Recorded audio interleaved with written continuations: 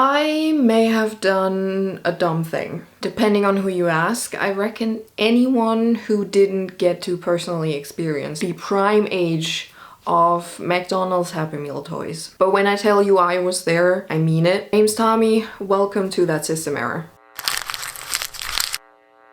I was recently reminded of those glory days because I made a video going through a box of childhood stuff. Came across these two, which are little Sonic inspired games that you used to get with your Happy Meal in, 2005. And upon rediscovery, I have to admit, these did spark joy. You know, the kind of joy that makes you think, you know, maybe there is something to capitalism. Playing baseball with knuckles beats doom scrolling. And then one day an idea popped into my head that, you know, if I have these two, there were definitely more. And, you know, eBay exists. Maybe I should try getting the whole gang back together. From my first research, I was under the impression that the Sonic one would be the hardest one to get. So I told myself if I could get my hands on a good condition and not outrageous price Sonic, then that is a sign and I need to get all the other ones. Huh? Oh, you're wondering if this is a 2005 McDonald's Happy Meal Sonic game in mint condition? Why, yes it is. Why do you ask? Oh, you're wondering if that then means that I also got all the other— Yep. Yeah, it does. So far, no regrets.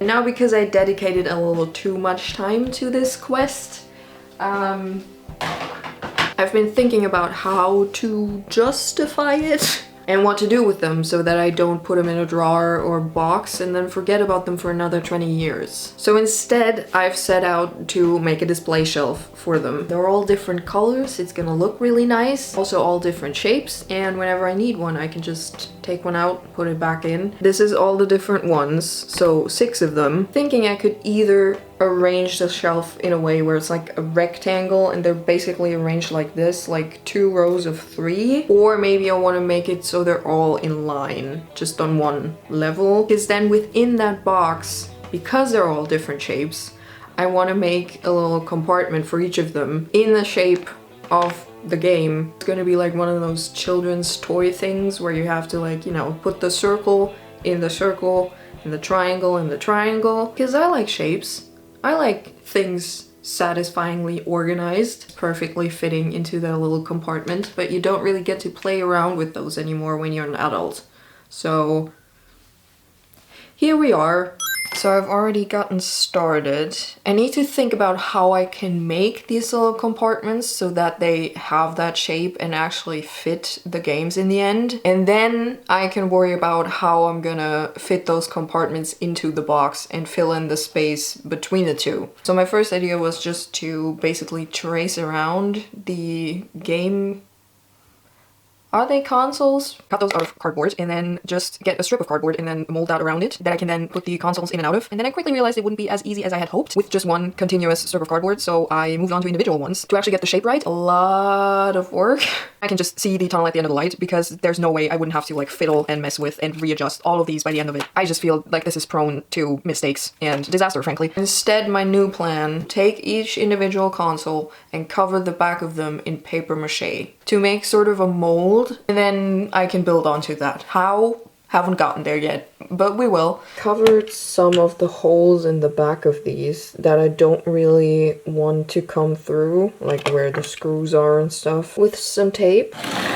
And I've torn up like a bunch of newspaper, so now I'm gonna mix that with some water and some glue, and then I'm basically just gonna cover the back of these in that mixture, giving myself a little extra room around the edges in case the shape isn't like 100%. I'm gonna play around with some sludge and then cover 6 of these.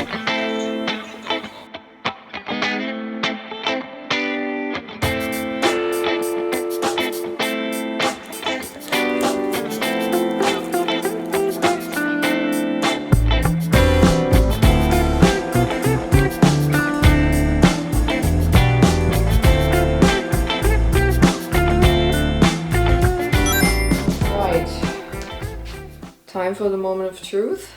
I guess we'll find out if this worked. Time to release these from their cave mold prisons. I'm gonna carefully take these out. Hopefully that works well. And then I'm gonna unwrap them from the cling film. And then hopefully they comfortably fit back into these molds. I've already scheduled in screams of agony in case they don't.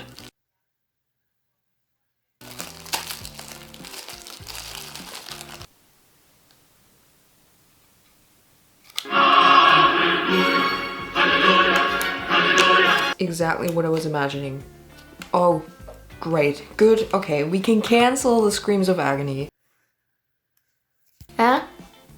I should check all of them first. Then we can cancel the screams of agony.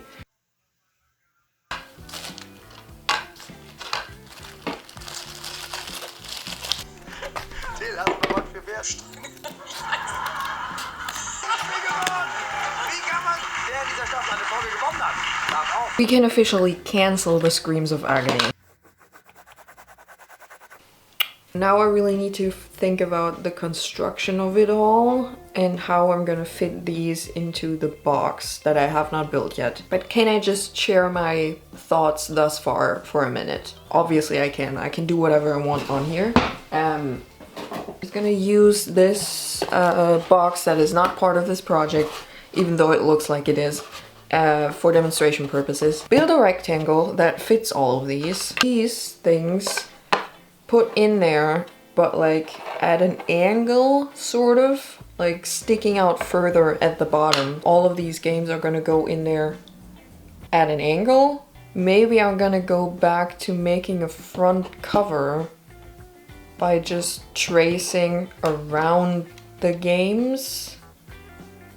Although would the angle change anything about? Probably. If you ever wondered what it would look like, tangling and untangling my brain constantly, this is generally what it looks like. The more I think about it, the easier it sounds. And that's not always a good sign. Maybe I should try a more hands-on approach, actually. Well, I've made this, and it hasn't helped massively.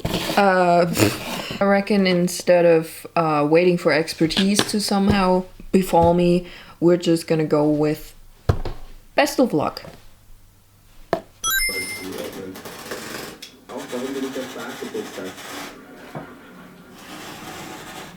Die Jimi von zufällig auf sich nimmt.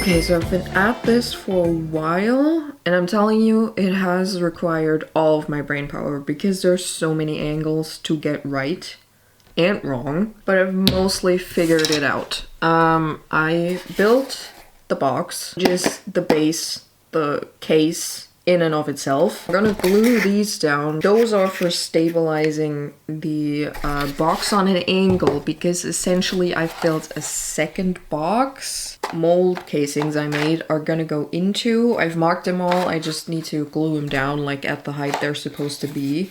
And then this goes in here at an angle like this. And then I got the front cover for all of this.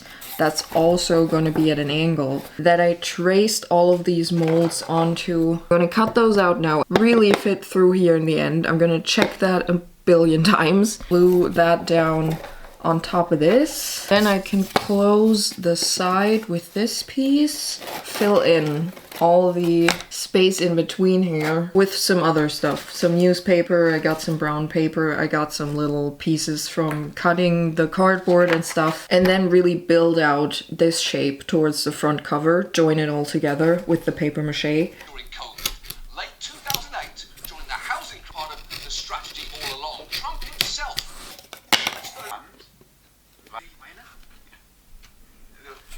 This is how far I've gotten last night. I glued all of these down, gaps that I'm gonna leave, so that I can reach in there and pull them out comfortably. I just cut a bunch more cardboard pieces, all with the same sort of rounded cutout space, just so I have a guideline to make them all equal in size.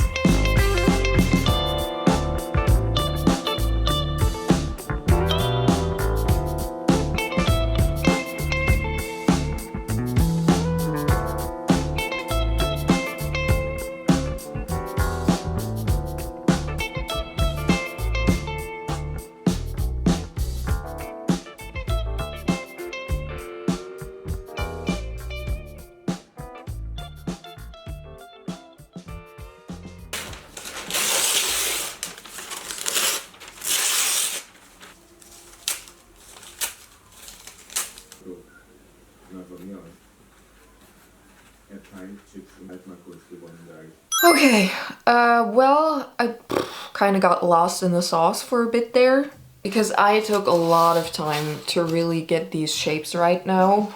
And I'm about to check if that has worked, but it should, because after a couple of layers of paper mache, it did fit, but it was quite tight already. You kind of just always have to hold this down when you're taking one out. But also, I was kind of afraid that adding like a layer or two of paint might lead to these Sonic games not fitting into their bespoke holes anymore.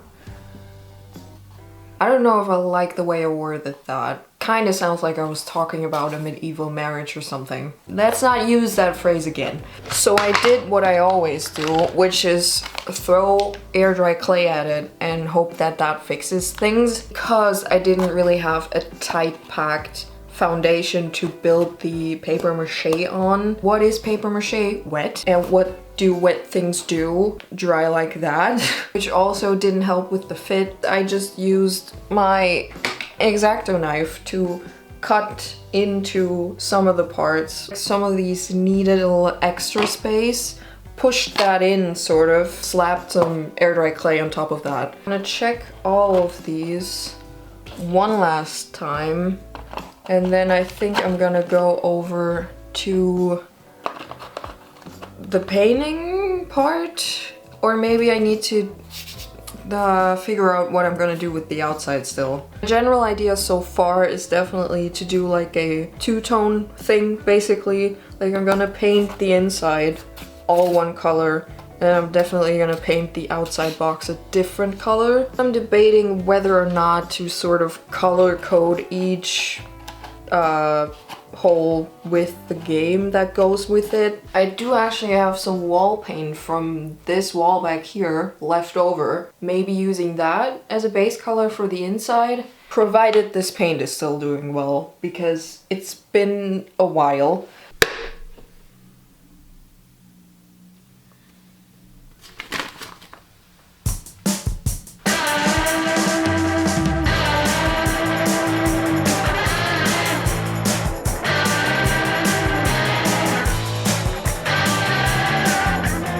I feel like I'm on day 57 of like, why did I do this to myself? Or something along those lines. We were at the very tedious part for more than a little bit, but I think maybe we might be over that now. I just said fuck it all yesterday and went for it with the paint. After readjusting the shadow one, because that fucker wouldn't fit anymore. Don't ask me why, don't ask me how, don't ask me when. I don't know. All I know is you're lucky you're my favorite. By the way, confession time, I think aside from these and Sonic Colors, which I had for the DS, never finished because I didn't like it, or Mario and Sonic at the Olympic Games, winter or summer, I am not really that deep into Sonic lore. Yeah, sorry about that if you're a hardcore fan. Could have just kept that secret to myself, but I sort of realized while thinking about what I'm gonna do with the outside of this that maybe I'm missing out on a couple of very cool options that I would have if I was deeper into the Sonic universe. I do, however, think I have quite a nice idea now. I'm not gonna tell you about, I'm just gonna do it because I'm at that point in the project. I've stopped putting effort into myself. I've stopped putting effort into my life, and I will not again pick that up until I'm finished with this. Messing around with those shapes as much as I have has really taken me out. I was ready to paint this 3 fucking days ago, but you know, we're finally here. I diluted the wall paint with some water because wall paint's thick, and I am trying to avoid having to mess with these shapes again because one extra layer should do it. And then I'm ready to move on to the outside, which is mostly gonna be done in white, I can tell you that much. Just a little while later, and I think I'm recovering from the tedious part of this project.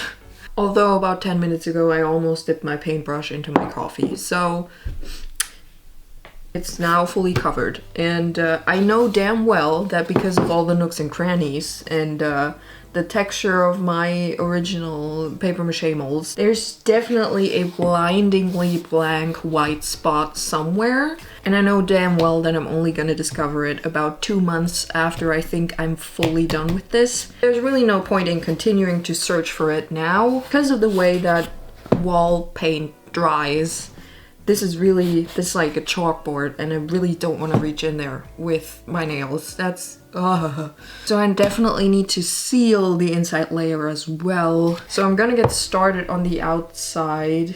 And while I do that, I can think about if I want to, you know, add any color to these. I need sort of a smooth surface, or rather a homogeneous one. But one of my favorite tricks to do with just paint is to dab the paint on with a sponge. Most acrylic paints are pain in the ass to get like the brush strokes not to show up too badly anyways. And it's gonna catch on to like the edge of each individual brown piece of paper that I've glued onto here. All of it's gonna be equally bumpy almost, but it's gonna be tiny little bumps from the sponge texture. So that's I think how I'm gonna resolve that problem. Usually you get stuff like this with packaging of various items. Use a clothespin and attach that to one end, and then bada bing bada boom, you got one of those spongy brush thingies on a stick.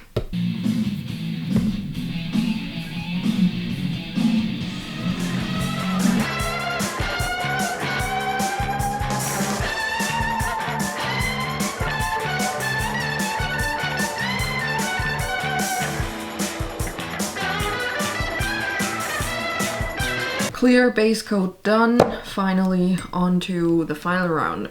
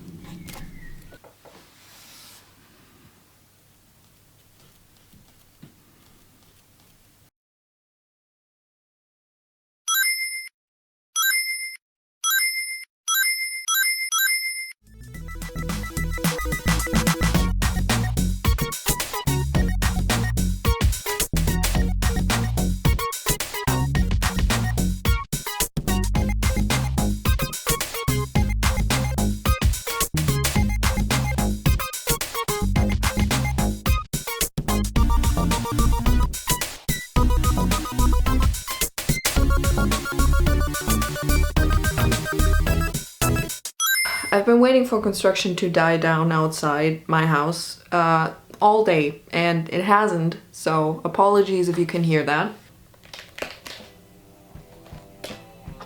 I'm a happy camper, I have to say. If I don't seem the most coherent right now, that is absolutely right. I have roughly counted, and it's been about 20 days since I started this project. Ironically, I specifically started this project because I wanted to work with paper mache again. And it's cured the itch alright.